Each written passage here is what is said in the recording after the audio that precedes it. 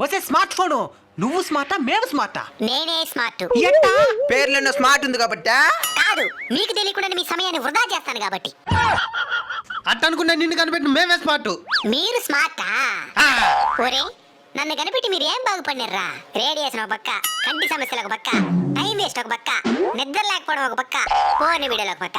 ఇంకేం మీరు బాగుపడేది?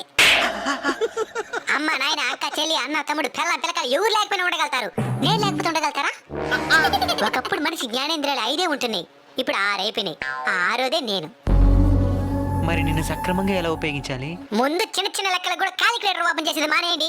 ముందు మీ మెదడుకి పని చెప్పండి. సరే మేడం. ఫోన్ ని ఏ పని మీద చేతిలోకి తీసుకున్నారో ఆ పని అయిపోయిన వెంటనే పక్కన పడేయండి. అదే పనిగా వాడుతూ ఉండబాకండి. సరే మేడం. చివరిది, చిన్నపిల్లలకి నన్ను దూరంగా ఉంచండి. ఎందుకంటే వాళ్ళే మన దేశపు భవిష్యత్తు. వాళ్ళని ఇప్పటి నుంచే బలహీనుల్ని చేయొద్దండి.